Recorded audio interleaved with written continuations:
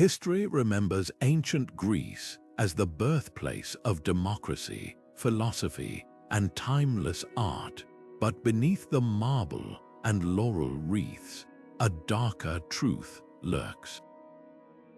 This was a world where trust could build empires or shatter them in an instant, where the sting of betrayal echoed through the halls of power and the streets of Athens alike. Picture a single whispered secret unraveling alliances, a forged letter rewriting a kingdom's fate, or a friend's sudden silence costing thousands their lives. These weren't just personal tragedies, they were seismic events that redirected the flow of civilization itself. And today, we're pulling back the curtain on 30 of history's most shocking betrayals, acts of deceit so profound they sculpted the world we know. Why do these ancient stories still grip us? Because betrayal isn't just a plot twist of the past, it's a mirror. The same instincts that drove a Spartan general to abandon his allies or an Athenian statesman to sell out his city still shape our politics, our relationships, even our wars. Every broken promise, every strategic backstab, every moment where ambition overrode loyalty, these weren't just personal failures. They were lessons etched in blood and ink, warnings that echoed across centuries.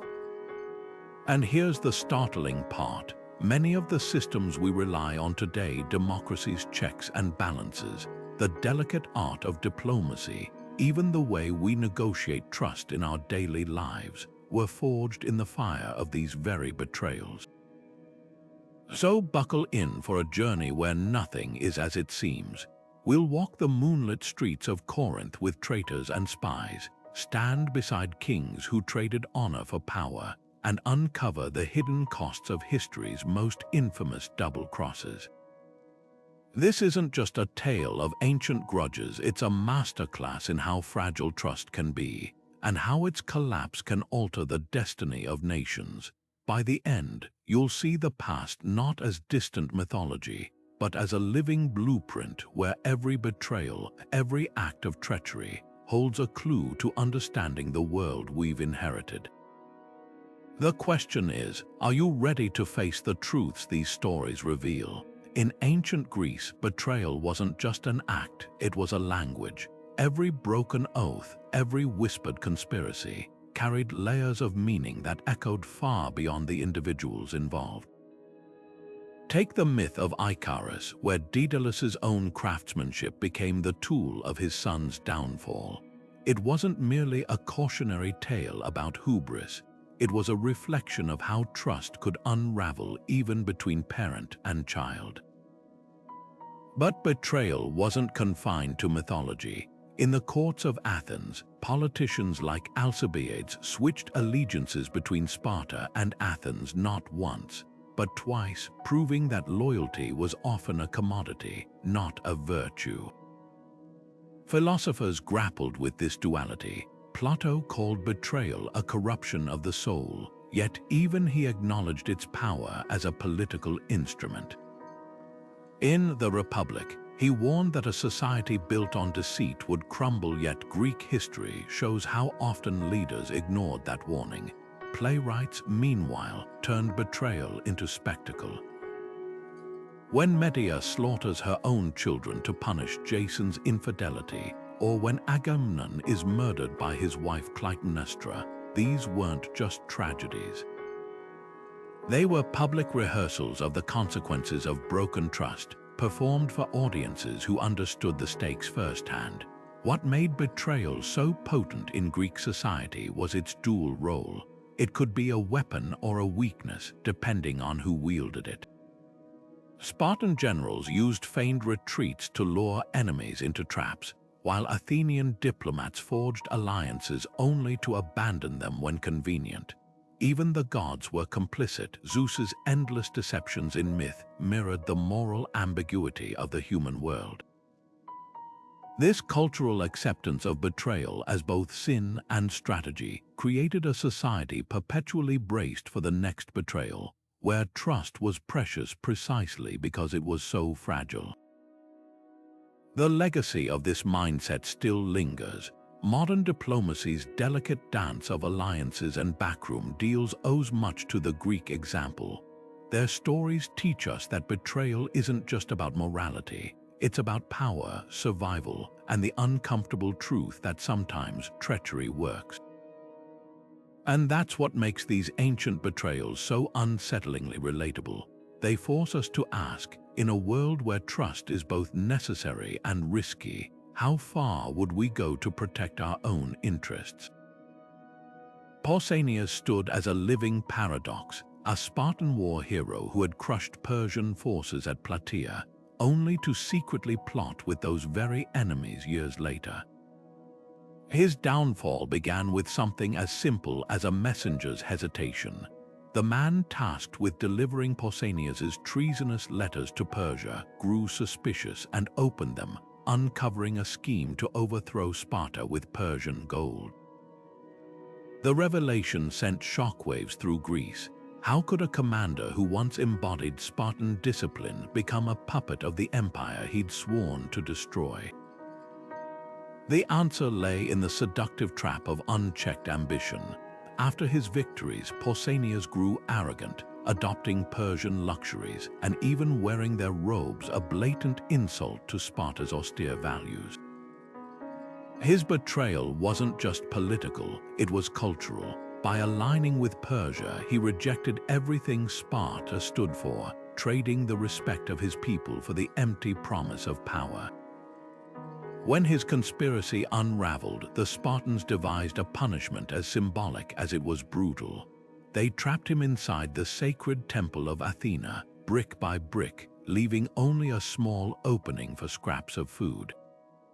Then they stopped feeding him entirely. His slow starvation wasn't merely execution, it was a statement. Even the gods, the Spartans implied, would watch a traitor perish. But the real lesson of Pausanias' story isn't just about one man's fall.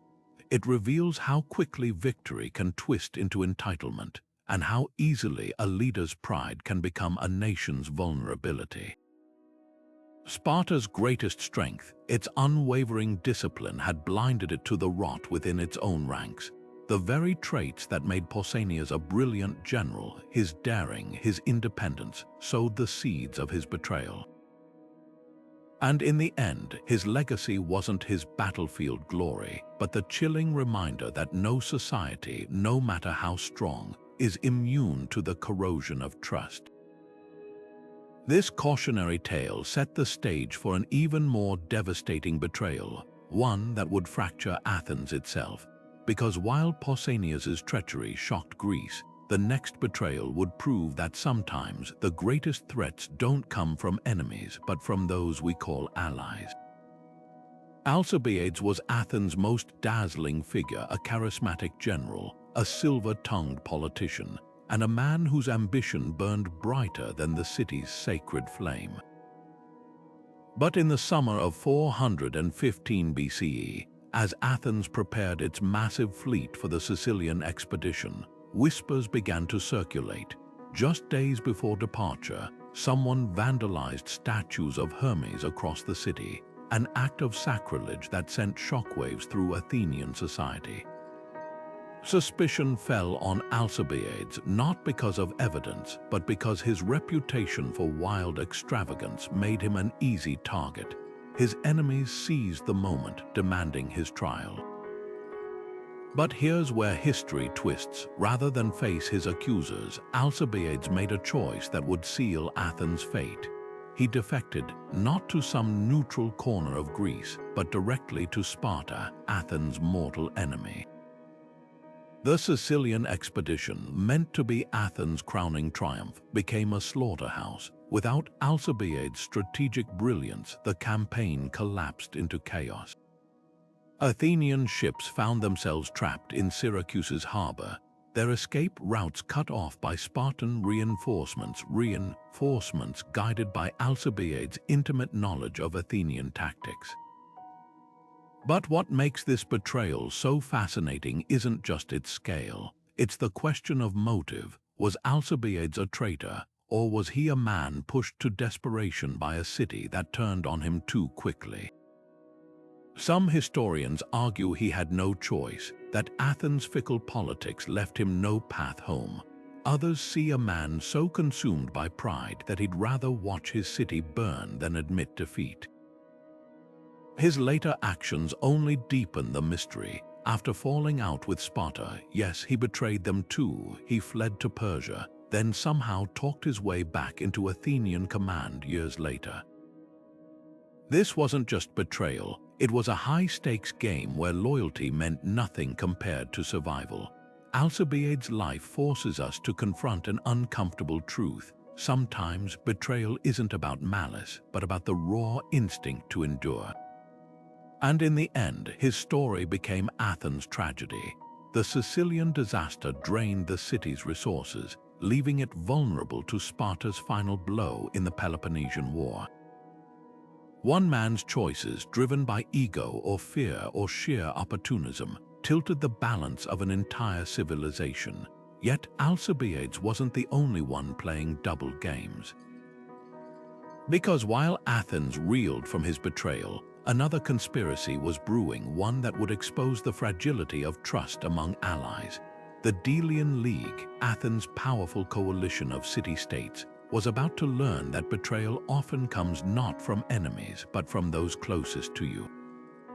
The island of Mytilene seemed like the perfect ally until it wasn't. Nestled in the Aegean, this prosperous city had been part of Athens' Delian League for decades, benefiting from its protection and trade. But when the Peloponnesian War strained Athens' resources, Mytilene saw an opportunity. Secretly, its leaders reached out to Sparta, offering to switch sides in exchange for independence. It was a gamble fueled by desperation and ambition, but their conspiracy had one fatal flaw. Athenian spies were everywhere. When word reached Athens, the reaction wasn't just anger, it was rage distilled into policy. The assembly voted to make an example of Mytilene. Every male citizen would be executed, their women and children enslaved. A single ship was dispatched to carry out the order, its mission clear: erase Mytilene from history. Yet what followed was one of ancient history's most dramatic reversals. Overnight, cooler heads in Athens began to question the decision. Was mass slaughter truly the mark of a civilized power? The next day, a second debate erupted in the assembly, with the philosopher Cleon arguing for ruthless punishment, while Diodotus countered that mercy could be strategic. The tide turned just in time. A second ship raced to intercept the first, its crew rowing non-stop for 3 days. They arrived as the execution order was being read aloud, moments from becoming irreversible. But the damage was done. Though the people of Mytilene were spared annihilation, their city's walls were torn down, its fleet confiscated. The deeper wound, though, was psychological. Athens had revealed how thin the veneer of alliance could be, and how quickly trust could curdle into vengeance. For Mytilene, the lesson was equally stark. Betrayal wasn't just risky, it could ignite a firestorm. This episode became a cautionary tale for every city-state weighing rebellion. It showed that in war, loyalty wasn't just moral, it was existential. Yet even as Athens grappled with the fallout, another betrayal was unfolding, one not of politics but of the heart. Because sometimes the most devastating treachery doesn't come from battlefields or assemblies, but from the quiet spaces between lovers, and no story captures this truth more painfully than that of Cimon and Isidike. Hippias clung to power like a man gripping a crumbling cliff edge. After his brother's assassination and a wave of uprisings, the last tyrant of Athens found himself exiled, stripped of everything he'd spent decades building. But what makes his betrayal so chilling isn't just his desperation. It's the scale of destruction he was willing to unleash to get his throne back. With nowhere left to turn, he did the unthinkable. He rode straight to the court of Persia's King Darius, offering to guide the empire's armies into Greece itself. Imagine the shock in Athens when news spread their former ruler, once the symbol of Athenian authority, was now leading a foreign superpower toward their gates. The irony is almost tragic. Hippias, who'd once governed Athens with relative stability, became the architect of its gravest threat.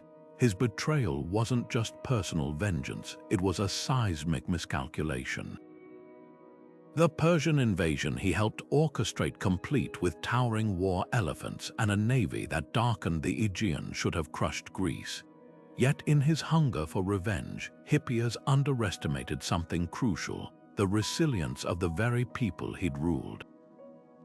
When Athenian hoplites charged at Marathon, they weren't just fighting Persia. They were rejecting the ghost of tyranny that trailed behind Hippias like a shadow. But here's the twist history rarely mentions. Hippias's treachery backfired spectacularly. By uniting Athens and Sparta against a common enemy, his actions accidentally forged the pan-Hellenic identity that would define Greece's golden age. The Persian Wars, sparked by one man's bitterness, became the crucible that tempered Greek unity. Even more striking, Hippias never saw his dream realized. Ancient accounts claim he died on the voyage back to Greece, watching from a Persian ship as the shores of Attica faded forever. A fitting end for a man who traded his legacy for a hollow promise of power.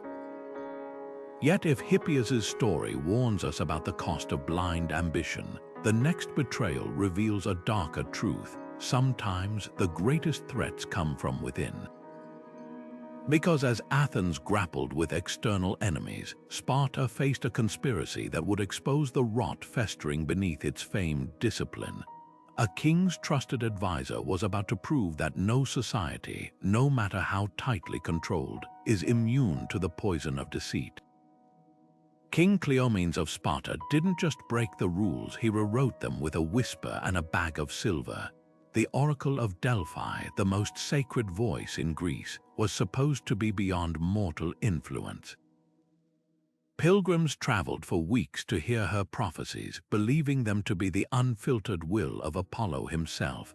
But Cleomenes saw something else, a tool. When he needed to depose his co-king Demaratus, he didn't raise an army or rally the people. Instead, he sent envoys to Delphi with enough wealth to make even the gods blush. The message was clear: declare Demaratus illegitimate or the gold stops flowing. The oracle's response was devastatingly precise. She announced that Demaratus wasn't truly the son of his royal father, a claim so shocking it unraveled his reign overnight. Sparta's elders, devout to their core, had no choice but to obey the divine verdict, but whispers spread. How convenient that the oracle's sudden revelation aligned perfectly with Cleomenes' ambitions. Soon the truth slithered out. The priestess had been bribed. The scandal didn't just topple a king, it cracked the foundation of Greek spirituality. If Delphi could be bought, what did that mean for every prayer, every sacrifice, every war launched on a prophet's word? Cleomenes' victory was short-lived. The same religious fervor he manipulated turned against him. When his own sanity began to fray, ancient historians say he gnawed his fingers raw in public. Many saw it as Apollo's punishment. But the real damage was to the system itself. Trust in the oracle never fully recovered. Cities began interpreting prophecies to suit their needs, and leaders grew wary of putting too much faith in divine guidance. Cleomenes had proven that even the holiest institutions could be weaponized, turning faith into just another battlefield. Yet if this betrayal revealed how power could corrupt the sacred, the next would show how blood could betray its own.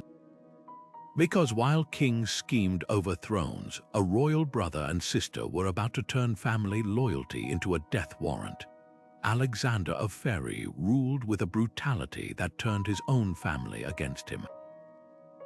Night after night, the screams from his palace echoed through the streets as he tortured political rivals. leaving broken bodies as warnings to anyone who dared oppose him. But what he failed to realize was that terror, when unchecked, becomes a blade with no handle, one that eventually cuts the hand that wields it. His wife, Thebe, had endured years of his violence, playing the dutiful spouse while secretly sharpening her revenge.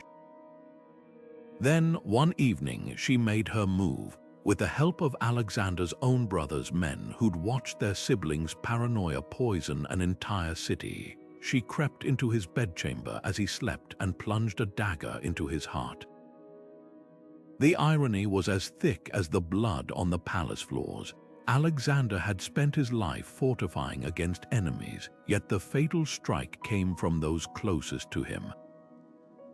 His reign had been built on the belief that fear was the ultimate weapon, but his death proved otherwise. Fear might silence dissent, but it can't extinguish the human instinct for survival or justice. Thebe and the brothers weren't driven by ambition alone. They were driven by exhaustion. Exhaustion from the constant dread, from the whispers in the halls, from knowing their own lives could end with a single misstep. Yet this betrayal left a stain no victory could wash away. The citizens of Pherai, who'd suffered under Alexander's cruelty, now faced an uneasy truth. The people who freed them were just as capable of cold-blooded murder. The assassination didn't restore peace, it merely reset the board, proving that power in ancient Greece was a game where even family ties could be sacrificed for survival. But if Alexander's story shows how tyranny breeds its own downfall, our next betrayal reveals how treachery could reshape the very art of war. Because while daggers struck in the dark, another kind of betrayal was unfolding on the open sea, one that would change naval warfare forever. Conon's story begins in the ashes of Athenian pride. After the disastrous naval defeat at Aegispotami, where Sparta crushed Athens' once mighty fleet, the admiral faced an impossible choice: surrender and face execution, or flee to the one place no Greek warrior should ever turn, Persia. What happened next would rewrite the rules of betrayal. Conon didn't just seek refuge with Athens' ancient enemy, he became their weapon. With Persian gold and ships at his command, he rebuilt a navy not for Persia but for Athens. When he crushed the Spartan fleet at Cnidus in 394 BCE, it wasn't a Persian victory. It was an Athenian resurrection, orchestrated by a man his homeland had branded a traitor. The moral lines here blur like ink in water. Was Conon a patriot working from the shadows or a turncoat clinging to power? His defenders argued he played the long game, that by bending the knee to Persia, he bought Athens its second chance. His critics saw something colder, a man who chose survival over honor, then spun his compromise into heroism. Even the Spartans, who'd once celebrated his defection, realized too late they'd been outmaneuvered. Conon's betrayal wasn't just about switching sides, it was about rewriting the very definition of loyalty. He proved that in war, sometimes the greatest service requires wearing the enemy's colors long enough to strike the decisive blow. Yet Conon's legacy carries an uncomfortable truth. His success hinged on Persia's willingness to let an exiled admiral play both sides, a reminder that in geopolitics, there are no permanent allies, only temporary conveniences. When he finally returned to Athens, walls rebuilt and pride restored, few questioned where the resources had come from. The city welcomed its prodigal son, quietly ignoring the Persian fingerprints on its revival. Conon's story forces us to ask, can betrayal ever be redeemed by results? Or does the end always justify the means when survival hangs in the balance? But if Conon's tale leaves us wrestling with moral ambiguity, the next betrayal offers no such gray areas, because while admirals navigated the tides of war, one of history's greatest minds was about to discover that in Athens, even wisdom could be a death sentence. The trial of Socrates would prove that some betrayals don't come from enemies or rivals, they come from the very people you swore to enlighten. Socrates never raised a sword or forged a treasonous letter, yet his betrayal cut deeper than any battlefield defeat. The philosopher who had spent decades questioning Athens' foundations found himself on trial in 399 BCE, accused of corrupting the youth and rejecting the city's gods. But the real crime wasn't impiety, it was influence. His relentless questioning had exposed uncomfortable truths about Athenian democracy, turning powerful figures into enemies. When the jury condemned him to death by hemlock, they weren't just silencing a man, they were betraying the very ideals of free thought that had made Athens great. The trial's cruelest twist lay in its legality. Every step followed Athenian law, the public vote, the defense speeches, even Socrates' refusal to beg for mercy. But legality isn't the same as justice. The democratic system designed to protect dissent had weaponized it instead, proving that even the noblest institutions could be hijacked by fear. As Socrates drank the poison, surrounded by weeping students, his final words carried a quiet indictment. The hour of departure has arrived, and we go our ways, I to die, and you to live. Which is better, only the gods know. It was a reminder that the true measure of a society isn't its laws, but how it treats those who challenge them. Yet Socrates' execution backfired spectacularly for his accusers. By martyring him, they immortalized his ideas. Plato, his heartbroken student, would later write dialogues that turned his teacher's death into the ultimate lesson about integrity. The trial's aftermath exposed democracy's darkest paradox, that a system built on debate could still punish those who took it too seriously. And in doing so, it left a question hanging over every free society. How much dissent can a democracy truly tolerate before it betrays itself? But while Athens grappled with its conscience, another betrayal was unfolding, one that would pit brother against brother in a feud so legendary, its echoes would shape the course of history.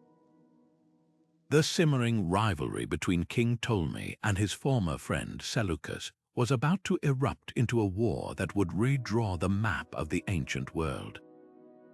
Themistocles walked the razor's edge between genius and arrogance, and in the end, it cut him deeper than any Persian blade.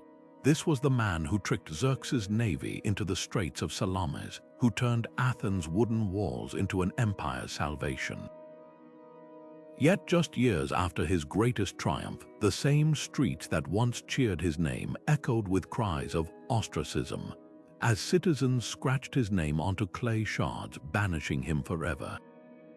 How does a war hero become an exile? The answer lies in the dangerous alchemy of Athenian politics, where gratitude could curdle into suspicion faster than milk in the summer sun. His rivals whispered that he'd grown too powerful, too close to Sparta, too hungry for glory. Never mind that his strategies had saved Greece, Athens feared a new tyrant more than it honored old victories. The cruelest twist, Themistocles' own brilliance doomed him. The same cunning that outmaneuvered Persia made him impossible to control, and in a democracy still trembling from past coups, that was a fatal flaw. When the votes were counted, he wasn't just dismissed from office. He was cast out like yesterday's sacrifice, his property confiscated, his legacy tarnished. But the story takes a darker turn. With nowhere left in Greece to hide, Themistocles performed the ultimate irony. He defected to Persia, the very empire he'd humiliated at Salamis. King Artaxerxes, shockingly, welcomed him not as a prisoner but as an advisor. Some historians claim the old fox even helped plan Persia's next moves against Greece before dying in exile. Whether that's truth or poetic justice hardly matters. Themistocles' fate became a warning etched into the soul of every Greek leader. Serve your city too well, and you might just make yourself obsolete. Yet this wasn't merely a political tragedy, it exposed democracy's fragile heart. Athens owed its survival to one man's vision, then punished him for having vision at all. In trying to prevent tyranny, they betrayed the very principle that made them great, rewarding merit over mediocrity. And that paradox would haunt Greece for centuries, proving that sometimes a nation's worst enemy isn't the army at its gates, but the fear festering within its own assembly halls. Now, as we turn from exiled admirals to scheming royals, prepare for a betrayal where the stakes weren't just power, but the throne itself, because while Athens wrestled with its conscience, a Macedonian queen was about to rewrite the rules of family loyalty with a single, well-placed cup of wine. Philip of Macedon didn't conquer Greece with swords alone, he did it with smiles and handshakes. While Athens and Sparta clashed in endless squabbles, this northern king studied their divisions like a general surveying a battlefield. His greatest weapon wasn't his army's sarissa pikes, it was his uncanny ability to make betrayal feel like friendship. Take the sacred war of 356 BCE. When Thebes asked Macedon for help against Phocis, Philip swooped in as an ally only to seize key Thessalian cities for himself once Greek blood had been spilled. The Thebans, still clutching his promises of cooperation, realized too late they'd been outmaneuvered. But Philip's masterpiece of deceit came at Coronia in 338 BCE. Athens and Thebes, ancient rivals, finally united against him, or so they thought. Weeks before the battle, Macedonian agents flooded Athenian councils with rumors that Thebes planned to abandon them mid-fight. Meanwhile, Theban commanders received leaked letters suggesting Athens would negotiate separately with Philip. The distrust simmered until the allied forces stood shoulder to shoulder, yet miles apart in trust. When Philip's phalanx smashed their lines, it wasn't just steel that won the day. It was the poison of suspicion he'd spent years drip-feeding into Greek politics. What makes this betrayal so insidious is how it exploited Greece's deepest flaw, its obsession with short-term advantage. Philip understood that city-states would always choose immediate gain over collective security. He dangled favors before one polis while undermining another, playing them like a lyre until their harmony turned discordant. Even his marriage alliances were strategic traps. His wedding to Cleopatra of Macedon, not that Cleopatra wasn't romance, but a calculated snub to his existing wife Olympias and her Molossian allies. Every oath he broke, every treaty he bent, served one purpose: to make Greece ripe for conquest without appearing the aggressor. Yet Philip's greatest betrayal wasn't of any single city, it was of an idea.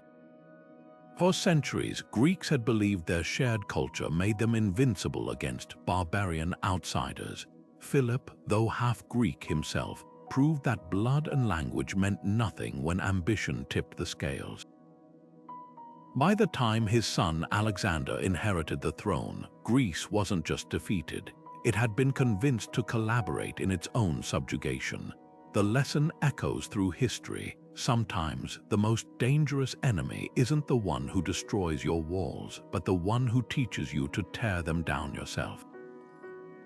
Now, let's step from the battlefield to the realm of myth, where our next betrayal reveals how deeply the Greeks feared treachery, not just from mortals, but from the gods themselves.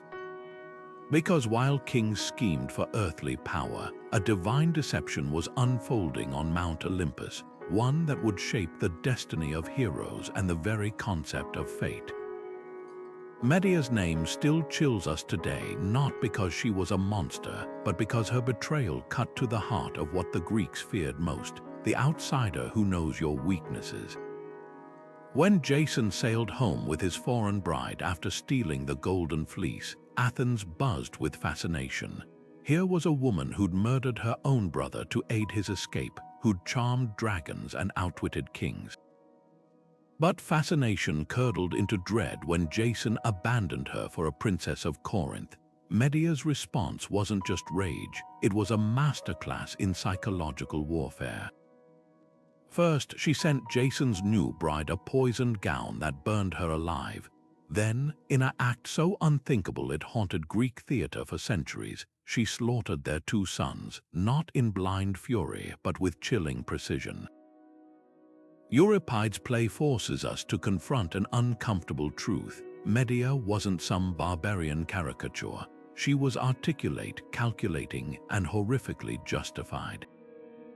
Her famous monologue, wavering between maternal love and cold vengeance, reveals the depth of her betrayal. Jason hadn't just broken vows, he'd rendered her sacrifices meaningless.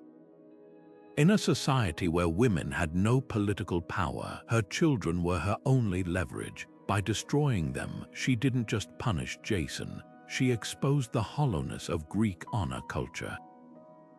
The chorus, representing Athenian citizens, doesn't condemn her, they tremble at her logic. What makes this myth so enduring is how it mirrors real Greek anxieties. Foreign wives brought valuable alliances but also danger. Could you ever truly trust someone raised under different gods, different laws?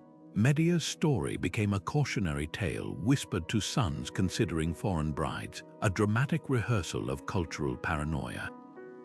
Yet the real betrayal here wasn't just Medea's, it was Jason's. His transactional view of loyalty, "I gave you sons, what more do you want?" showcases the Greek hero at his worst, entitled, myopic, and blind to the fury he'd unleashed.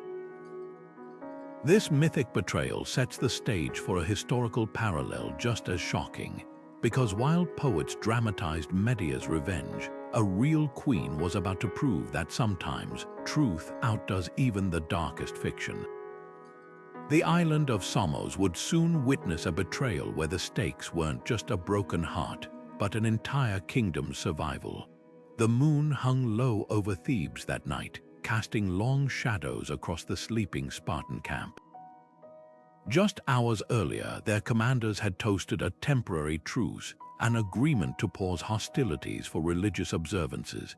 But the Theban general Epaminondas saw something Sparta didn't: opportunity.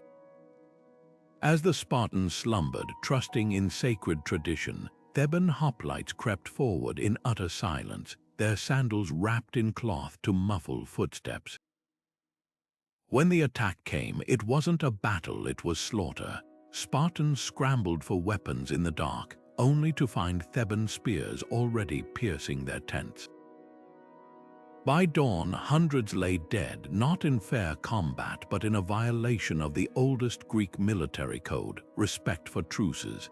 This wasn't just tactical cunning, it was a seismic shift in warfare. For centuries, Greek battles had followed unspoken rules: no fighting during religious festivals, no attacks after sunset, no targeting sacred groves. These customs weren't mere formalities, they were the fragile threads holding civilization together amid chaos. Epaminondas's night assault didn't just kill soldiers, it murdered an ideal. Suddenly, every agreement became suspect, every handshake a potential trap.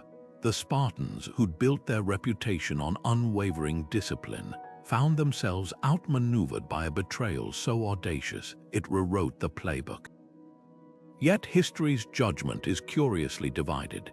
Some cast Epaminondas as a villain who dragged warfare into dishonor. Others hail him as a realist who understood that survival sometimes demands dirty hands.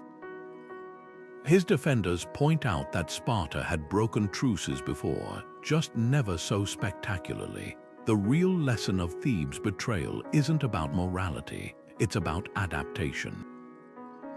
In the Peloponnesian War's brutal calculus, the side willing to sacrifice old ideals often gained the upper hand. And as Greek city-states discovered, once honor's barrier is breached, the floodgates stay open. This moment's legacy echoes far beyond that blood-soaked field. Playwrights seized on the night attack as emblematic of war's corrosive power. How easily necessity can justify atrocity. Euripides' later works drip with references to broken oaths, while historians like Thucydides dissected the incident as a case study in ethical decay. But the most startling consequence was psychological. After Thebes proved truces could be weapons, Greek warfare lost its last pretense of civility. The stage was set for conflicts where no tactic was too vile, no betrayal too shocking, a descent into brutality that would culminate in the horrors of the Corinthian War. Yet if the Theban night attack showed how war could erode ethics, our next betrayal reveals how art could immortalize treachery. Because while generals rewrote the rules of combat, a sculptor's chisel was about to carve deceit into marble for eternity. The tale of Hippias and the golden shield proves that in ancient Greece, even beauty could be a lie waiting to be uncovered. Helen of Troy's face may have launched 1,000 ships, but it was her betrayal that ignited a war still whispered about 3,000 years later. The moment she stepped aboard Paris's ship, abandoning Sparta's King Menelaus, she didn't just break a marriage vow, she shattered the fragile peace between two civilizations. Yet what makes her story so chilling isn't the act itself, but how quickly a personal betrayal became a political wildfire. By morning, Helen was no longer just a queen who'd fled with a handsome prince. She was the spark that would burn Troy to the ground. Homer's Iliad paints Helen as tragically passive, a prize fought over by men, her agency lost in the epic's roar of clashing swords. But dig deeper, and you'll find something far more subversive. Ancient playwrights like Euripides gave her a voice, and what she says is startling. Do you think I forgot my homeland the moment I tasted Trojan wine? Her lines suggest a woman fully aware of her choices, even if those choices doomed thousands. This duality, victim or villain, is what keeps her story alive. Was Helen a traitor who traded her people's safety for passion, or a pawn in the gods' cruel game? The Greeks themselves couldn't decide. The real betrayal here transcends myth. Helen became the ultimate scapegoat, a lesson etched into Greek culture about the dangers of desire unchecked by duty. Every time an Athenian wife heard her story, she understood the stakes. One woman's heart could topple cities. But there's a darker truth lurking beneath the moralizing. By blaming Helen, the Greeks absolved themselves of accountability. The war wasn't really about her. It was about power, trade routes, and the hunger for glory. Helen's betrayal became the convenient mask for ambitions too ugly to name. Yet the most fascinating twist lies in how history remembers her. Even as Greek poets condemned her, they couldn't resist making her sympathetic. When Homer describes her weaving the war's battles into a tapestry, it's not just artistry, it's guilt. She's literally weaving the consequences of her actions, forced to watch the carnage unfold stitch by stitch. This complexity makes her betrayal unique, not a simple act of treachery, but a mirror held up to every society that claims to value loyalty while secretly rewarding ambition. The legacy of Helen's choice echoes far beyond Troy's smoldering ruins. Her story taught the Greeks, and through them, us, that betrayal isn't just about broken promises. It's about how quickly the personal becomes political, how a single act of disloyalty can ripple outward until entire nations drown in its wake. And that's why, millennia later, we still can't look away. Because Helen's truth is ours too. The line between love and war has always been thinner than we dare admit. But if Helen's myth warns us about the cost of passion, the next betrayal reveals how cold calculation could be just as destructive. Because while poets sang of Troy's fall, a real Spartan king was busy proving that sometimes the deadliest betrayals come wrapped in the cloak of diplomacy. The Aetolian League would soon learn that no alliance was safe when Sparta's interests were at stake.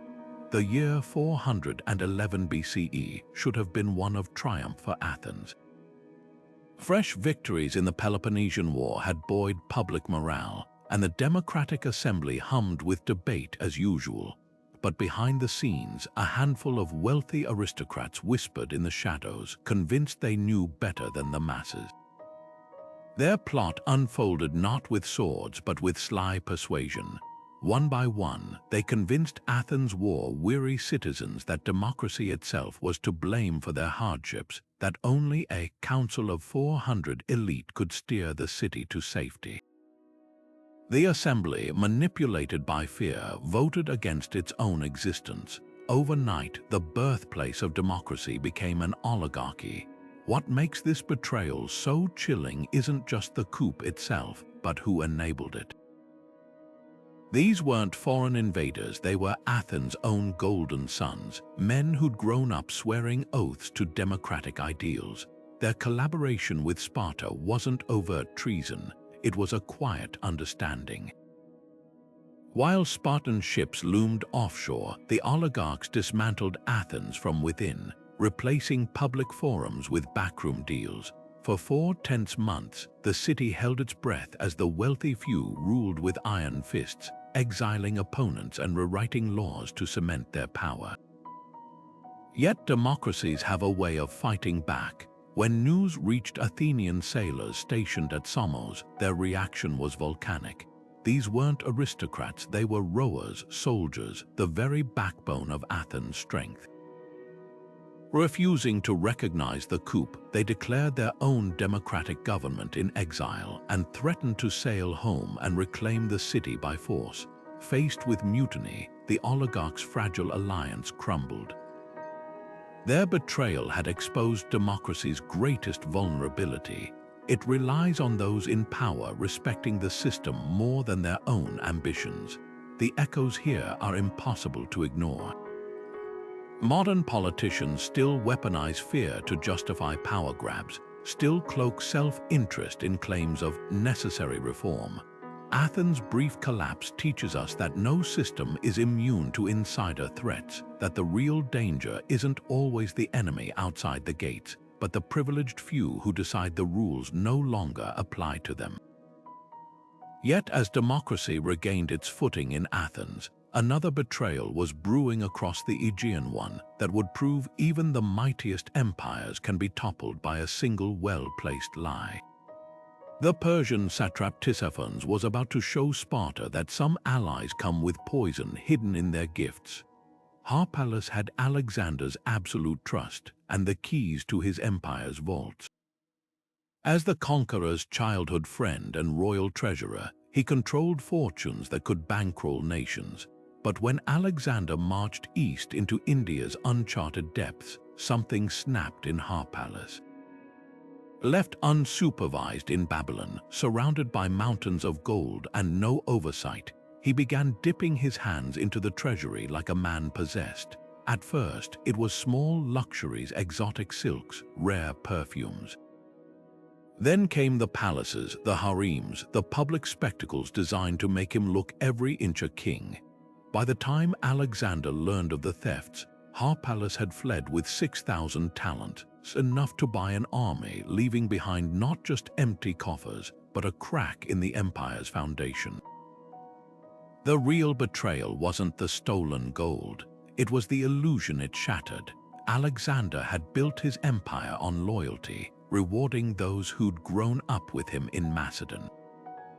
Harpalus' greed exposed the flaw in that system. Unchecked power corrupts even the closest bonds. Suddenly, every official became suspect, every accounting ledger a potential lie.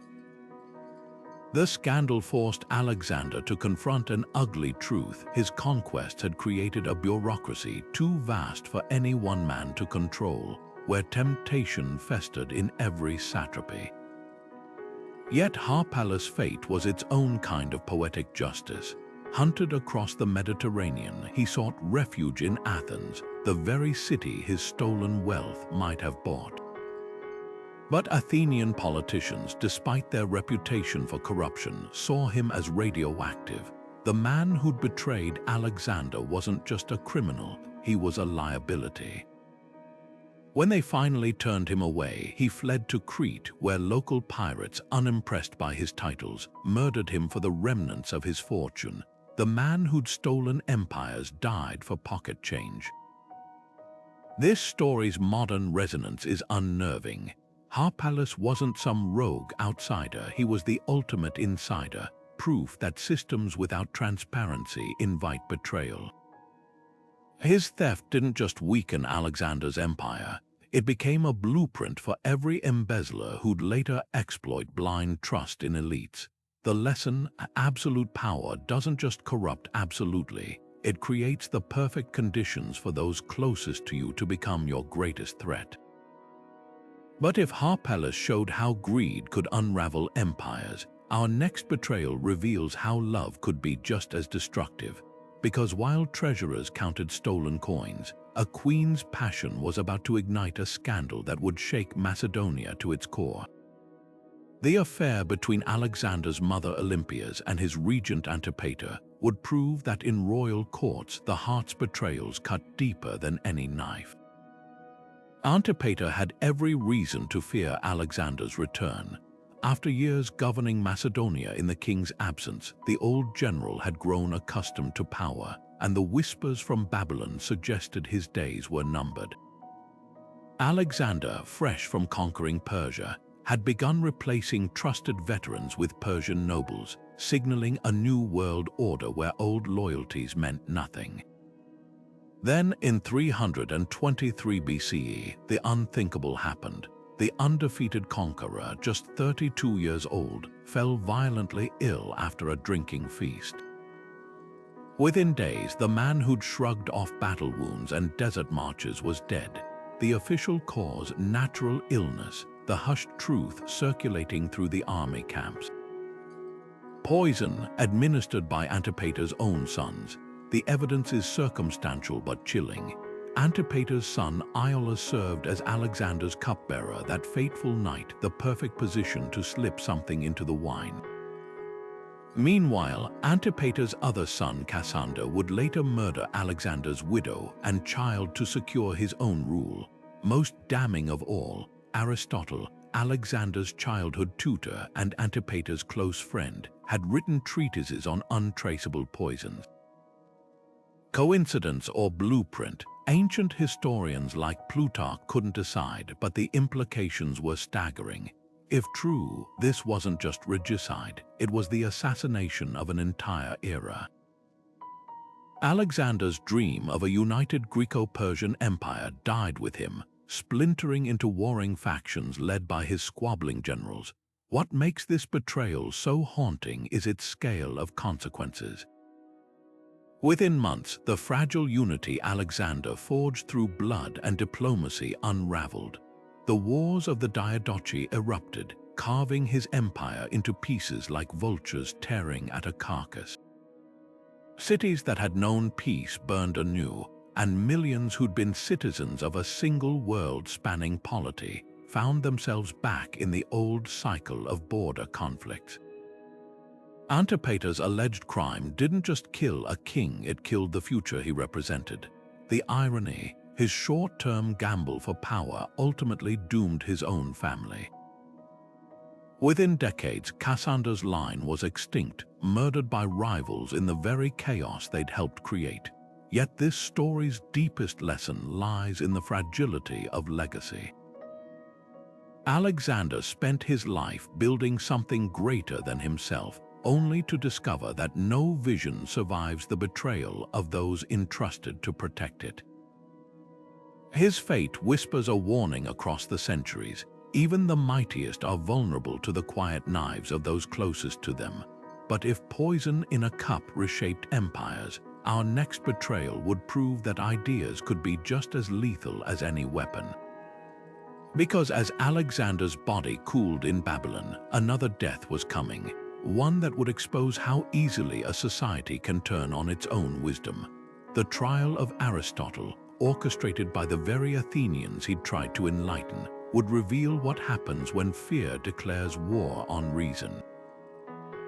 Aristotle stood at the edge of the Athenian woods, his sandals kicking up dust as he hurried toward the waiting ship. Just months after Alexander's mysterious death, the air in Athens had turned thick with suspicion, and as the conqueror's former tutor, he was now a target. The man who'd shaped Western thought, who dissected logic and ethics under these very olive trees, was fleeing like a common criminal. His crime, not treason, not conspiracy, but knowledge itself. The Athenians, once proud patrons of philosophy, now saw his Macedonian ties as unforgivable stains. As the sails billowed toward exile, Aristotle reportedly muttered, "I will not let Athens sin twice against philosophy." The reference was unmistakable, first Socrates' execution, now his own silencing. What makes this betrayal so devastating isn't just the injustice, it's the timing. Aristotle had spent years building the Lyceum, amassing scrolls that would become the foundation of scientific inquiry. His students were on the verge of breakthroughs in biology, physics, ethics. Yet none of that mattered when political winds shifted. Athens, the so-called cradle of reason, chose tribal hatred over intellectual progress. The irony cuts deep. The city that birthed democracy couldn't tolerate a thinker who challenged its prejudices. But here's the twist history often overlooks.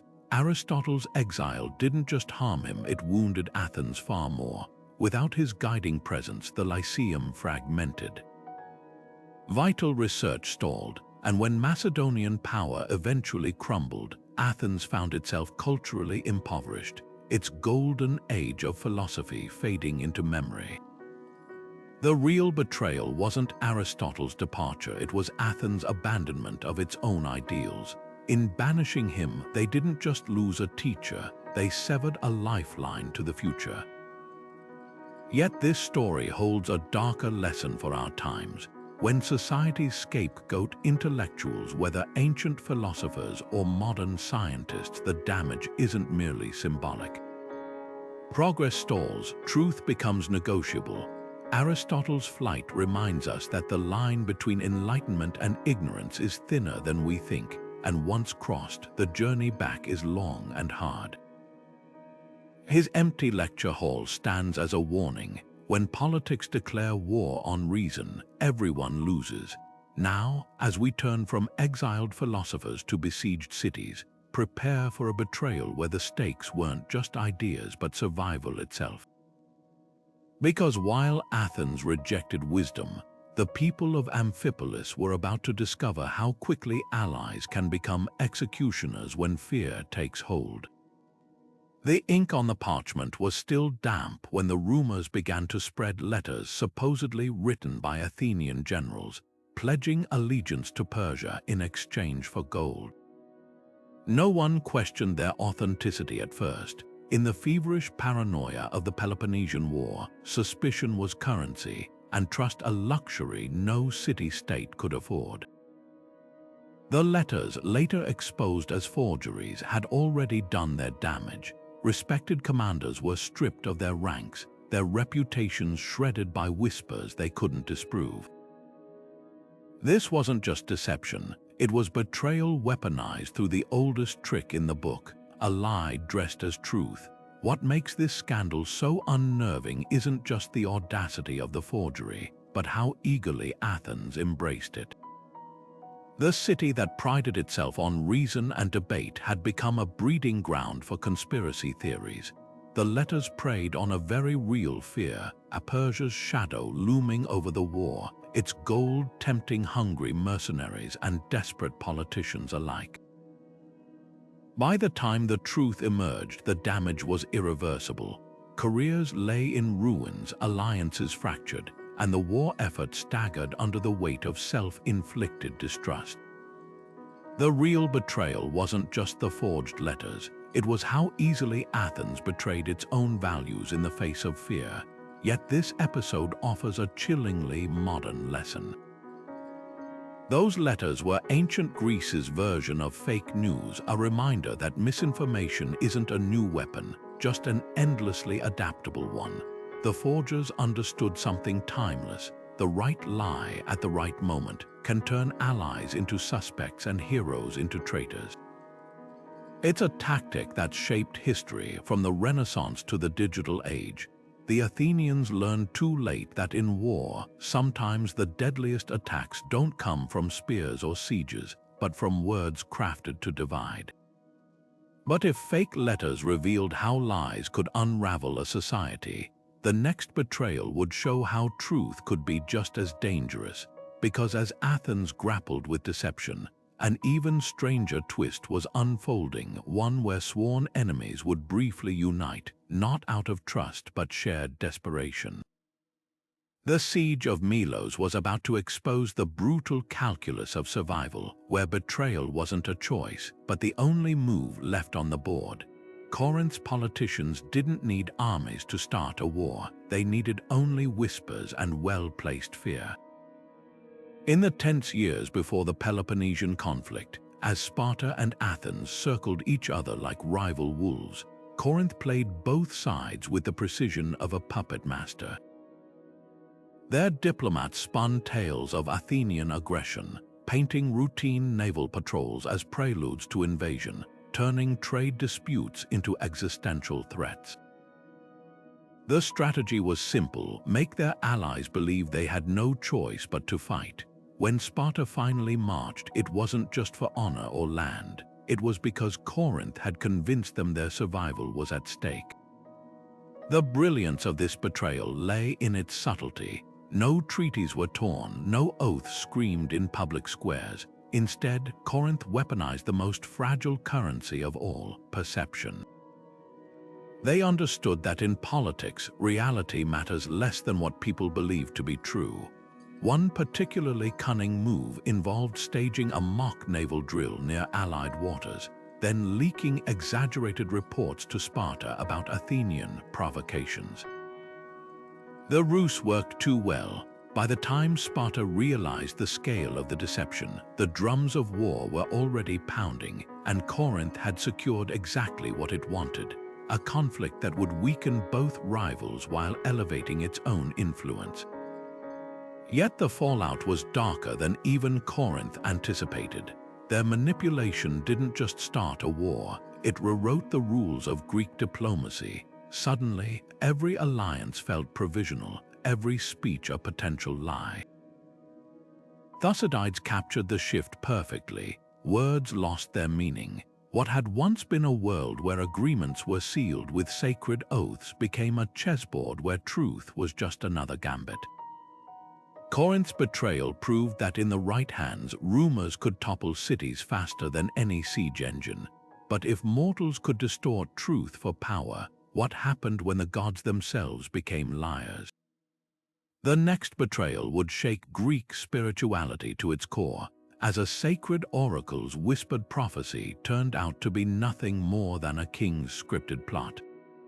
The sanctity of divine words was about to be exposed as the ultimate illusion. Alcibiades danced drunk through the sacred halls of Eleusis, his laughter echoing off stone walls that had known only whispered prayers for centuries. The Eleusinian Mysteries, Greece's most revered religious rite, promised initiates visions of the afterlife, a secret so profound that revealing it carried the death penalty. Yet here was Athens' golden boy, surrounded by his rowdy companions, parodying the sacred rituals with lewd gestures and stolen temple objects. When word reached the city, the outrage wasn't just anger, it was existential horror. Alcibiades hadn't merely broken a law, he'd torn at the invisible fabric holding Greek society together. What made this betrayal so unforgivable was its calculated cruelty. Alcibiades wasn't some ignorant outsider, he'd been initiated into the mysteries himself. His mockery wasn't spontaneous revelry, it was a deliberate middle finger to Athenian values. For a people who believed the gods punished entire cities for individual blasphemies, his actions weren't just offensive, they were dangerously reckless. The timing couldn't have been worse. Athens was already reeling from military setbacks in Sicily, and now its most famous general had potentially invited divine retribution. The assembly's verdict was swift. Alcibiades would stand trial not just for sacrilege, but for putting every citizen's soul at risk. Yet the deeper betrayal lay in what this revealed about Athenian society. Alcibiades embodied the city's contradictions, brilliant yet amoral, progressive yet pious. His stunt exposed the fault line between Athens' intellectual daring and its spiritual conservatism. Philosophers might question the gods in private symposia, but public rituals remained sacrosanct. By crossing that line so brazenly, Alcibiades forced his city to confront its own hypocrisy.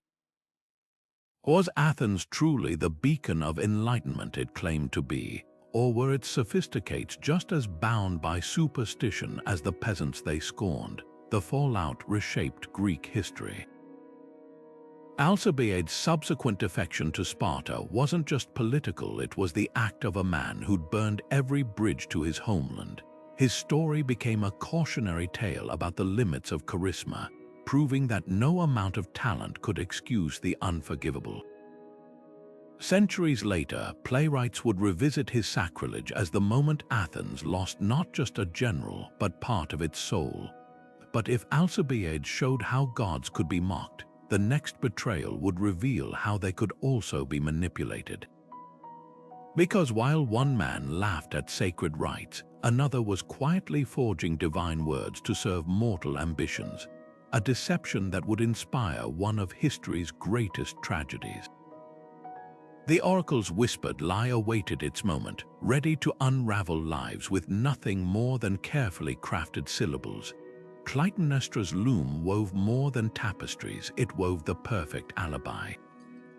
For 10 long years, as her husband Agamemnon fought at Troy, the queen of Mycenae stitched her revenge thread by thread. When the king finally returned, bringing with him the Trojan princess Cassandra as his concubine, the trap was already set. The bathhouse tiles ran red not with water, but with blood, as Clytemnestra and her lover Aegisthus struck down the conqueror of Troy in his moment of triumph. The murder shocked Greece not just for its brutality, but for its icy precision. This wasn't a crime of passion, it was vengeance served cold after a decade of simmering rage. What makes this betrayal so unsettling isn't the act itself, but the reasons behind it. Years earlier, Agamemnon had sacrificed their daughter Iphigenia to appease the gods and secure fair winds for Troy. To him, it was a necessary sacrifice for victory. To Clytemnestra, it was unforgivable. Her revenge forced Greece to confront an uncomfortable question: when does justice become just another form of betrayal? Playwrights like Aeschylus didn't paint her as a simple villain. They gave her eloquence, motive, even sympathy. In the Oresteia, her famous speech, "He slew his child and my lover, what then should prevent me from slaying him?" challenges audiences to this day. Was she a murderer or a mother avenging her child? The aftermath revealed how betrayal could ripple through generations. Clytemnestra's son Orestes, torn between avenging his father and killing his mother, became Greek tragedy's ultimate tortured soul. His eventual matricide led to the first trial by jury in Athenian myth, with Apollo himself defending him. The message was clear: betrayal creates cycles that even the gods struggle to break. What began as one woman's revenge became a cautionary tale about how violence begets violence, and how the line between justice and treachery can vanish with a single swing of the axe.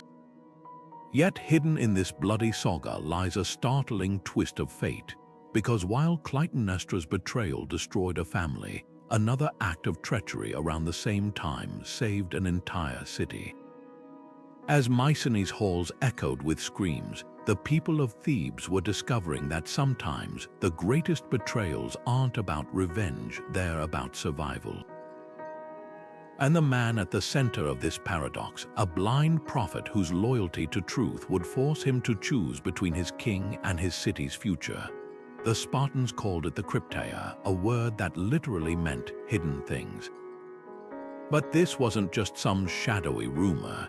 It was an entire class of young Spartan warriors handpicked for one brutal purpose: to stalk and slaughter helots, the enslaved population that outnumbered Spartans 10 to 1. Every autumn, when the Ephors formally declared war on the Helots, the Cryptae received their grim license.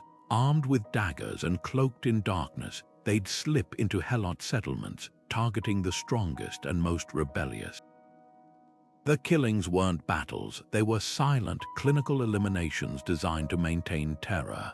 What makes this betrayal so chilling is its institutionalized cruelty. Unlike wartime atrocities or spontaneous revolts, the Cryptae was a permanent fixture of Spartan society, a state-sponsored terror machine disguised as a rite of passage. Plutarch described how initiates would spend months living wild in the mountains, descending only to murder. The message to the Helots was clear: resistance meant disappearing without a trace. But the real victims might have been the Spartan boys themselves. Forced to prove their loyalty by butchering unarmed laborers, they were systematically stripped of compassion, transformed into weapons of control. Yet the Cryptae's true betrayal wasn't just against the Helots, it was against Sparta's own ideals. The city that prided itself on martial honor had built its dominance on secret murders. While Spartan hoplites stood shoulder to shield in the phalanx, their society's foundation relied on knives in the back. Even more damning, the system backfired spectacularly. By breeding such deep-seated hatred, the Cryptae guaranteed that when Sparta finally weakened, the Helots would revolt with unprecedented fury. The very tool meant to ensure stability became the spark for its collapse. This dark chapter sets the stage for a betrayal that would span oceans and empires, because while Sparta clung to terror at home, a Macedonian queen was about to prove that treachery knew no borders, and that some betrayals could cross continents with a single whispered promise. The tangled web of Olympias and Cleopatra wasn't just personal, it was geopolitical dynamite waiting to explode. Pyrrhus of Epirus rode into Italy like a storm, his war elephants casting shadows over the Roman legions. The Greek colonies there had begged for his help, promising men, gold, and undying loyalty if he'd shield them from Rome's relentless expansion. At first, it seemed like a match made in the heavens. Pyrrhus, a descendant of Achilles, leading his phalanxes to glory on foreign soil. Victories came, but at a cost so staggering it would etch his name into history. At Heraclea and Asculum, his troops bled the Romans dry, but each triumph left his own forces weaker. The term Pyrrhic victory wasn't just catchy wordplay, it was the grim arithmetic of war where winning could feel indistinguishable from losing. Yet the true betrayal wasn't the battles, it was the abandonment. After years of grinding combat, Pyrrhus grew impatient. The Italian allies who'd cheered his arrival now watched in horror as he abruptly sailed for Sicily, lured by fresh opportunities to fight Carthage. His reasoning was coldly pragmatic. The Italian campaign had stalled, and Sicilian cities offered richer spoils. But to the communities he left behind, it was more than a strategic pivot, it was a broken covenant. These weren't just allies, they were people who'd burned their bridges with Rome, staking everything on his word. Now, with Pyrrhus gone, Roman vengeance would be swift and merciless. The Greek colonies that had trusted him were crushed, their cities razed, their leaders executed. The irony, Pyrrhus' Sicilian adventure fared no better. His fickleness alienated new allies there too, and within years he was back in Italy, begging for the support he'd once scorned. But trust, once shattered, doesn't mend easily. The same chiefs who'd once poured wine at his feasts now barred their gates. His eventual retreat to Epirus wasn't just a military failure, it was the collapse of a reputation. The man who could have been Greece's last great champion in the West became a cautionary tale about the cost of unreliability. Even his death, struck down by a roof tile in a street brawl, felt like fate's punchline. A king who'd gambled empires dying in something as trivial as a squabble between drunks. But Pyrrhus' legacy outlived him in unexpected ways. His campaigns exposed Rome's greatest strength, endurance. While Greek kings chased quick glory, Rome played the long game, absorbing losses that would have broken lesser states. Pyrrhus didn't just lose a war, he inadvertently revealed the blueprint of Rome's future dominance. His betrayals, both tactical and moral, didn't just doom his allies. They accelerated the rise of the very empire he'd sought to contain. The lesson: in geopolitics, as in life, short-term gains often seed long-term disasters. And sometimes the most damaging betrayals aren't the ones we plan, but the ones we don't foresee. Yet as Pyrrhus' story faded into proverb, another betrayal was brewing, one that would prove even kings aren't immune to the knives of those they feed. The court of Macedon was about to witness a conspiracy where the killer wasn't a foreign enemy, but the monarch's own cupbearer, armed with nothing but patience and poison. The flames of Greek independence had been burning low for decades when Rome finally moved in for the kill. By the 2nd century BCE, the once proud city-states that had defied Persia and birthed democracy now faced an impossible choice: resist and face annihilation, or collaborate and become shadows of themselves. What followed wasn't just a military defeat, it was a slow cultural unraveling. Wealthy Greek aristocrats, eager to secure their status under Roman rule, began trading their heritage like currency. They taught Roman nobles Greek philosophy while quietly discarding its democratic ideals, translated Homer into Latin while letting their own dialects fade, and sold priceless artworks to decorate Roman villas while their own temples crumbled. The bitterest pill: many of these collaborators were descendants of men who'd fought at Marathon and Thermopylae. One particularly stark example was the Achaean League's last stand in 146 BCE. As Roman legions bore down on Corinth, the League's leaders fractured. Some advocated for desperate resistance, while others, like the historian Polybius' own father, secretly negotiated with Rome, believing surrender could salvage some shred of autonomy. When Corinth finally fell, the betrayal became literal. Roman soldiers sacked the city with Greek guides, leading them to the richest homes and holiest shrines. The very men who should have been protectors of their culture became accomplices in its plundering. For Rome, this was just another conquest. For Greece, it was the moment their civilization ceased to be a living force and became a relic to be studied, copied, and ultimately owned by others. Yet the true tragedy lay in how ordinary people internalized this cultural surrender. Parents stopped teaching children the old stories, fearing such knowledge might mark them as troublemakers. Local festivals honoring Greek heroes gave way to celebrations of Roman victories. Even language shifted, with the educated elite adopting Latin idioms while village dialects withered. This wasn't just political submission, it was a psychic break, a collective decision to amputate parts of their identity to fit the New World Order. The historian Pausanias later wrote of visiting shrines where offerings still lay untouched, not because they were forgotten, but because no one remembered the prayers to go with them. But hidden in this story of cultural betrayal lies an uncomfortable parallel to our own times. How many traditions, languages, and ways of thinking have faded not through force, but through the slow erosion of convenience and compromise?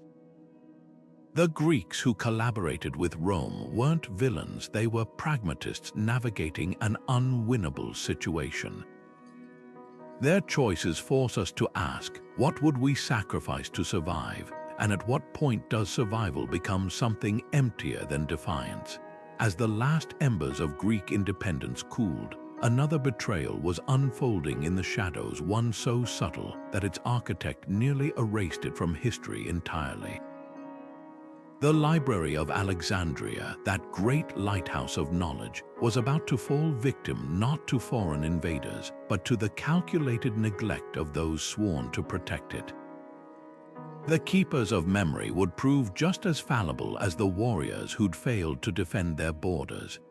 Thessaly's betrayal wasn't marked by dramatic battles or blood-soaked coups. It unfolded in quiet negotiations and unrecorded handshakes, the kind of history that slips through the cracks.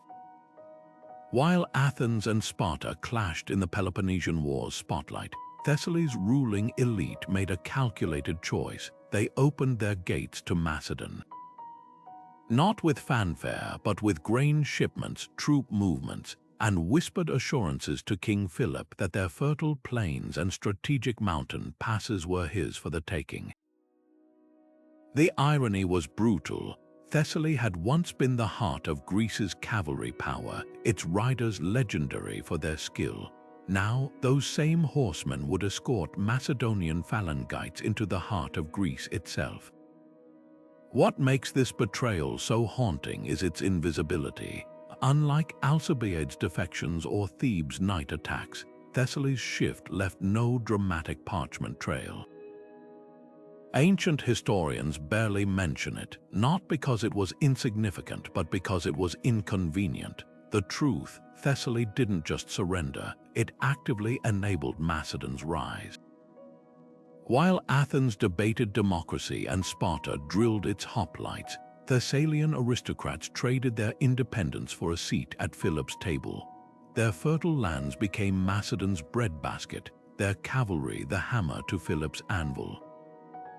By the time the southern city-states realized the danger, it was too late. The pass at Thermopylae, once Greece's legendary choke point, now lay undefended because Thessaly had already shown Macedon the back roads. Thessaly's legacy is a masterclass in how empires are built on quiet betrayals. Philip didn't conquer Greece with spears alone. He did it by convincing its fragments they had more to gain from collaboration than resistance. And no region played this game more deftly than Thessaly. Their reward, a fleeting illusion of influence. Thessalian nobles gained titles in Philip's court, even marriages into his inner circle, but real power always remained in Pella. By the time Alexander marched east, Thessaly was just another province, its once proud cities reduced to way stations for Macedonian supply lines. Yet the cruelest twist lies in the aftermath. When Rome finally crushed Macedon centuries later, Thessaly's cities were sacked just like the rest. The lesson: betrayal might buy time, but it rarely earns mercy. Thessaly's story whispers a warning across the ages. When you help an empire rise, you're always the first stepping stone and the last to be remembered. But if Thessaly's treachery was a slow burn, the next betrayal would be a flashfire one that proved even the mightiest conquerors could be undone not by armies, but by the whispers of their own inner circle. The assassination of Philip Roman, too, would reveal that no amount of gold or glory can armor a king against the knives of those he trusts most. Seleucus and Lysimachus had stood shoulder to shoulder in Alexander's phalanx, their shields locked against Persian arrows and Indian war elephants. Together, they'd carved kingdoms from the wreckage of their fallen king's empire, Seleucus ruling the vast eastern territories from Babylon, Lysimachus controlling Thrace and Macedonia. Their alliance should have been unbreakable, forged in blood and shared purpose.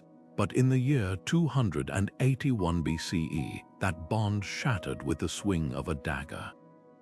Seleucus, now in his 70s but still as cunning as ever, invaded Lysimachus' lands under the pretense of liberating Greek cities, the real motive. A rumor, whispered by Lysimachus' own son-in-law, that the aging king had gone mad, executing his heir and terrorizing his court. Whether true or fabricated, the gossip gave Seleucus the excuse he needed.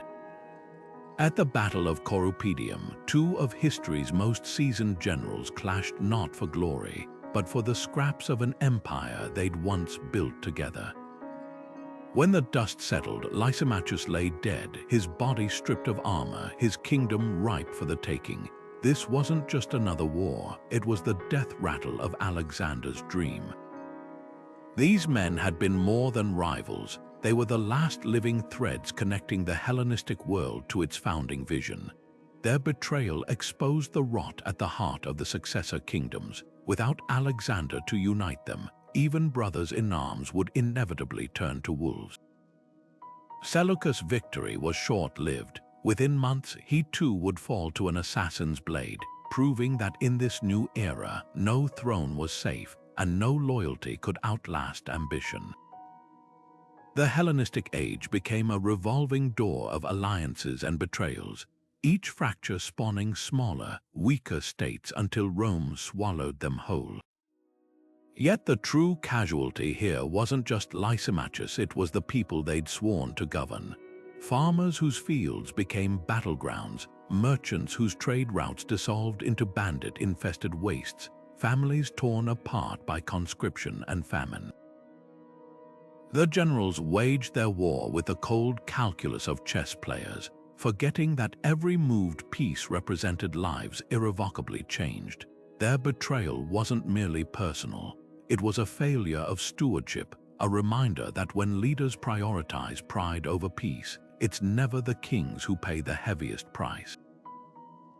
This descent from unity to chaos sets the stage for a betrayal far closer to home, one that didn't unfold on battlefields, but in the very streets where citizens once believed their voices mattered. Because while kings schemed over borders, another kind of treachery was brewing in the heart of democratic Athens, where the people would learn that some promises are broken not with swords, but with scrolls and seals.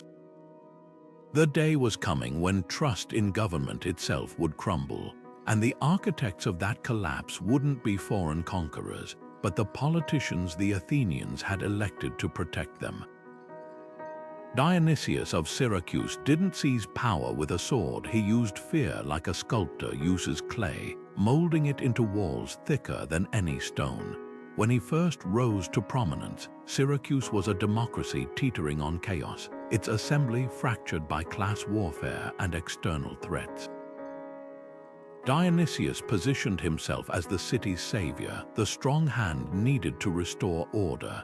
But the moment the people granted him emergency powers, the betrayal began. His first act, a masterstroke of psychological manipulation, he demanded a personal bodyguard of 600 men, not for protection, but to stage a chilling spectacle. One evening, he marched them through Syracuse's agora, then suddenly ordered them to attack an imaginary foe. As citizens fled in terror, Dionysius stood calmly amid the chaos, proving his control wasn't just political, it was absolute. The tyrant's reign became a blueprint for oppression. He turned the island fortress of Ortygia into his personal stronghold, surrounding himself with mercenaries whose loyalty he bought with plundered wealth. Suspects disappeared into secret dungeons beneath the palace, their fates whispered about in the marketplace. Even Dionysius' own court lived in constant dread. He famously tested the loyalty of his barber by forcing him to shave with a razor held over a lit brazier. If the man hesitated, it would prove he feared his master's paranoia. The barber, trembling but resolute, passed the test but later fled Syracuse, unable to bear the psychological torment. Yet Dionysius' most insidious betrayal wasn't his brutality, it was his perversion of trust itself. He turned neighbor against neighbor, offering rewards for accusations of treason. Families learned to speak in coded phrases, never knowing if a child's careless word might bring soldiers to their door. The philosopher Philoxenus, imprisoned for mocking the tyrant's poetry, carved his critiques into the walls of his cell, knowing words were the last weapon left. This climate of suspicion didn't just suppress dissent, it corroded the very idea of community. Syracuse, once a beacon of Greek culture in Sicily, became a city where friendship was a liability and silence the only survival strategy. The irony, Dionysius' legacy inadvertently became democracy's rallying cry. After his death, the Syracusans rose in revolt, not just overthrowing his son, but rebuilding their constitution with safeguards against tyranny. His reign proved the darkest lesson of all, that freedom, once surrendered, is reclaimed only through blood and fire. The very walls he built to isolate himself became monuments to the people's resilience, a reminder that no tyranny lasts forever when the human spirit refuses to break. But Syracuse's story wasn't unique. As one city cast off its chains, another was about to discover how easily chains could be disguised as laurels. The island of Rhodes, famed for its colossal harbor statue, would soon face a betrayal not from a tyrant, but from the very allies sworn to protect it, a deception so slick it would make even Dionysius blush. Hippias ruled Athens with an iron grip disguised in velvet, maintaining power through a carefully crafted illusion of stability until the day his own family's secrets unraveled everything. The catalyst, a scandal so personal it became political, when his younger brother Hipparchus was assassinated by Harmodius and Aristogiton, two lovers outraged over a romantic slight. Hippias' response wasn't grief but paranoia. Overnight, the ruler who'd once balanced Athens' factions became a tyrant in truth, executing suspects and exiling rivals until the streets ran thick with suspicion. The irony stings. The same man who'd overseen Athens' cultural flourishing now smothered the very ideals that had made it great. But the real betrayal came later, after the people finally rose and drove Hippias into exile. Instead of fading into obscurity, he made a deal that would haunt Greece for generations. He fled straight to the court of Persia's King Darius, offering intimate knowledge of Athenian defenses in exchange for military support to reclaim his throne. Picture the scene: a deposed Greek ruler whispering battle plans to the empire his people had fought for centuries to resist. Hippias wasn't just seeking revenge, he was willing to sell out the entire Greek mainland to satisfy his ambition. His treachery reached its peak when he stood beside Persian forces at Marathon in 490 BCE, pointing toward Athens like a hunting dog marking prey. The battle's outcome is well known. Athens' miraculous victory birthed legends, but Hippias' fate is the forgotten coda. Ancient historians claim he died on the voyage home, choking on his own irrelevance as Persian ships retreated. Yet his shadow lingered. His betrayal became a cautionary tale etched into Athenian consciousness, a reminder that democracy's greatest threats often come from those who have tasted absolute power and will do anything to reclaim it. The parallels to modern politics are unnerving. Leaders who privilege personal vengeance over national interest, or who court foreign intervention to settle domestic scores. What makes this story resonate isn't just the act of betrayal, but its cyclical nature. Hippias' expulsion had birthed Athenian democracy, yet his attempts to destroy it ultimately strengthened the system. The Persian Wars united Greece against a common enemy, solidifying democratic ideals through shared struggle. In trying to erase his city's freedom, Hippias accidentally ensured its survival. The lesson: tyranny's greatest weakness isn't external opposition, it's the tyrant's inability to imagine a world where loyalty isn't bought by fear.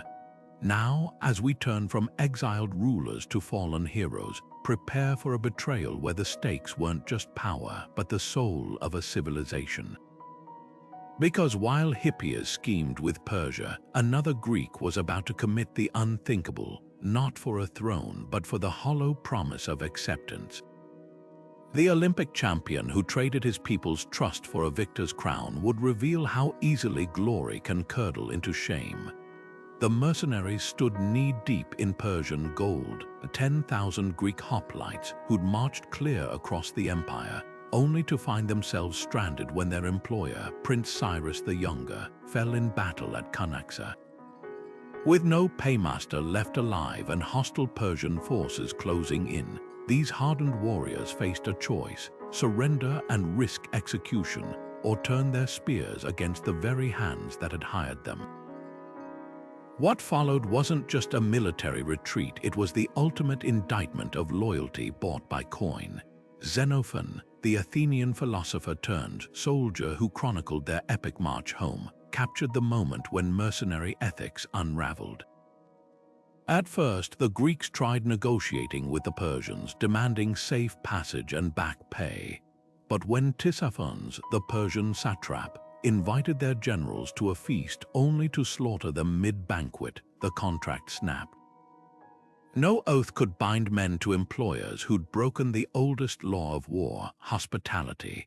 The surviving mercenaries did more than just fight their way back to Greece.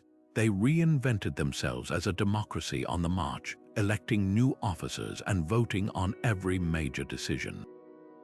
This ragtag republic of swords became living proof that when money fails, brotherhood survives. Yet the revolt's true impact rippled far beyond that harrowing journey. For centuries, Greek hoplites had sold their skills to the highest bidder, believing professionalism trumped nationality. After Cunaxa, that illusion shattered. City-states began questioning whether hired blades could ever be trusted, while mercenaries themselves grew wary of distant employers. The incident birthed a new pragmatism in military contracts, advance payments, hostage exchanges, even insurance clauses. Modern mercenary groups still grapple with these very dilemmas, proving some betrayals rewrite the rules forever. As the survivors staggered back to Greek soil, their tale became legend, not just of endurance, but of the fragile line between service and slavery. They'd learned the hardest lesson, that gold glitters brightest right before it slips through your fingers. And with that, we arrive at our 30th and final betrayal, one that didn't just change history, but erased an entire civilization from the map. The sack of Thebes awaits, where allies became executioners and revenge wore the mask of justice. Corinth's streets ran red not just with Roman swords, but with the treachery of its own people. In the summer of 146 BCE, as Rome's legions massed outside the city gates, a faction of Corinth's elite made a choice that would echo through history. While citizens prepared to defend their homes, these wealthy merchants and politicians secretly negotiated with the Roman consul Lucius Mummius, offering to open the gates in exchange for sparing their property and status. The deal was struck in hushed tones, sealed not with a handshake, but with the unspoken understanding that some lives were worth more than freedom. When the Roman soldiers poured in, they didn't just sack Corinth, they obliterated it. Buildings that had stood for centuries were reduced to rubble, artworks smashed or shipped to Rome, and survivors sold into slavery. But the true devastation wasn't the physical destruction. It was the realization that Corinth's final blow had come from within. This wasn't merely a military defeat, it was the death knell of Greek independence. For centuries, Greece had weathered invasions, but always as a united culture, even when politically fractured. Now, for the first time, its people had actively collaborated in their own subjugation. The betrayal cut deeper because Corinth wasn't just any city. It was the vibrant crossroads of Greek trade and diplomacy, a symbol of Hellenic resilience. Its fall sent a chilling message. If even Corinth could be bought, what hope remained for the rest of Greece? The Roman historian Polybius, himself a Greek taken hostage years earlier, captured the moment with heartbreaking clarity. Watching from the Roman camp, he described how the city's smoke could be seen for miles, a funeral pyre for an entire era. Yet the story's cruelest twist lies in the collaborators' fate. Rome kept its promise, their homes were spared, their lives untouched. But what value did wealth hold in a city stripped of its soul? These traitors became ghosts in their own streets, despised by survivors and ignored by their Roman patrons. Their names faded into obscurity, while the resistance fighters executed by Mummius were mourned as martyrs. The lesson was clear: survival at the cost of honor isn't survival at all, it's a slower kind of death.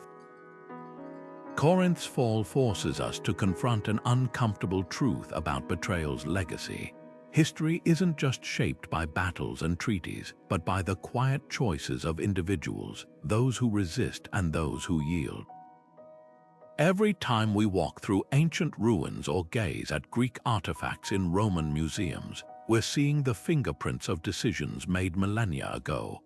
The collaborators thought they were saving themselves, but in the end, they only ensured their names would be whispered with contempt for centuries. And so, as the dust settled over Corinth's ruins, Greece faced its starkest reality yet.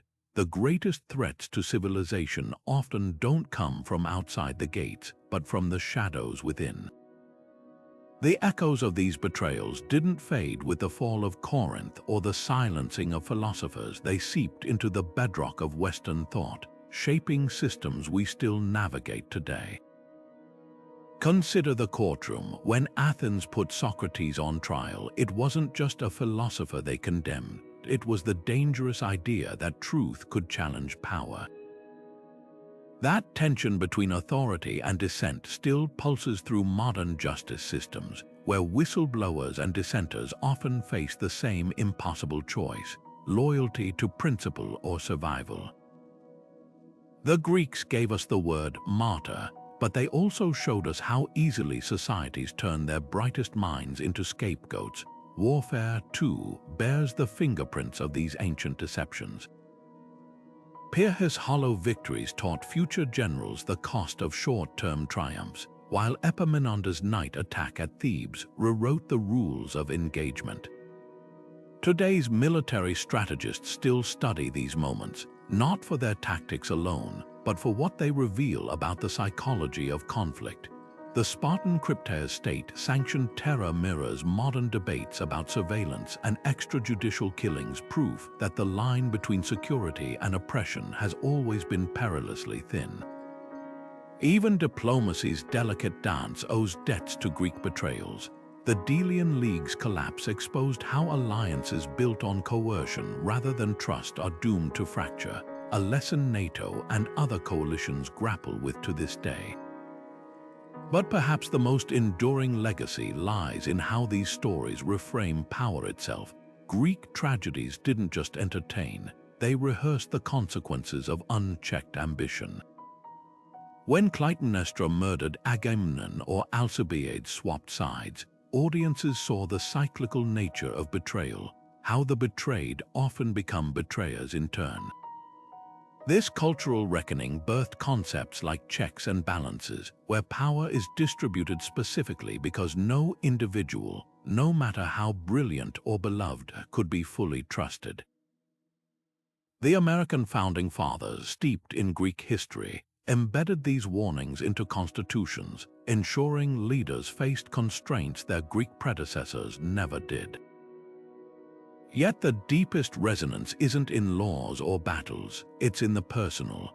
Every time we debate whether to trust a partner, a colleague, or a politician, we're walking paths the Greeks first carved. Medea's rage and Pausanias' greed remind us that betrayal isn't about broken rules, it's about broken humanity. The real lesson of these 30 stories isn't that people are untrustworthy, but that systems must account for our frailties. From jury trials to term limits, we've institutionalized skepticism because the Greeks taught us the cost of blind faith. So when we say history rhymes, we're acknowledging an uncomfortable truth. The same impulses that drove a Spartan king to bribe an oracle or an Athenian general to defect still lurk in boardrooms and parliaments. The stakes may wear modern suits, but the playbook remains eerily familiar.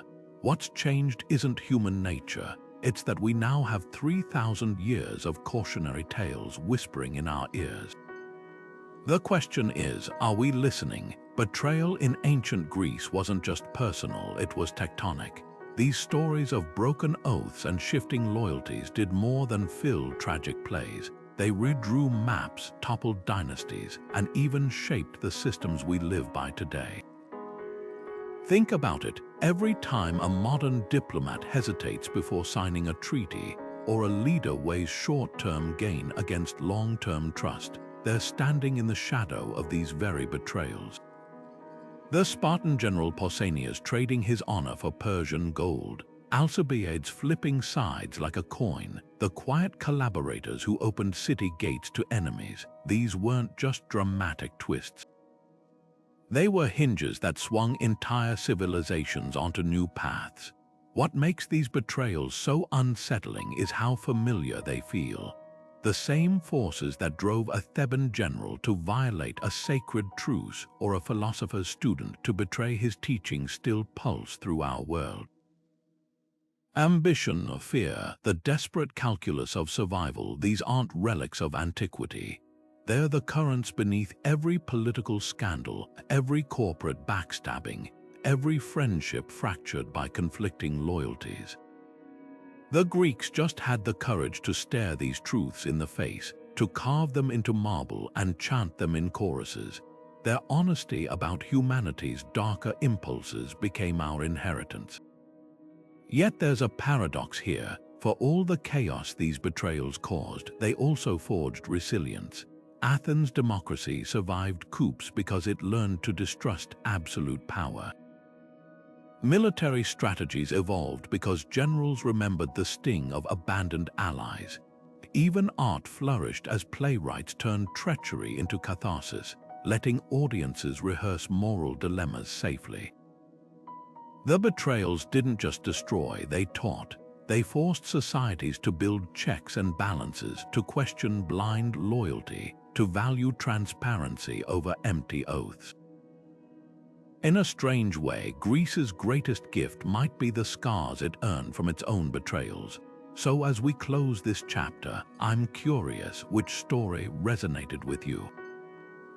Was it the heartbreaking intimacy of Cimon and Isidike, or the geopolitical earthquake of Corinth's fall? Drop your thoughts below. History's most fascinating debates begin with conversations like these. And if you've enjoyed this journey through the shadows of the ancient world, hit subscribe for more deep dives into the moments that shaped us. Until next time, remember, the past isn't just a collection of dates and names. It's a mirror reflecting truths about power, trust, and the choices that echo longer than empire.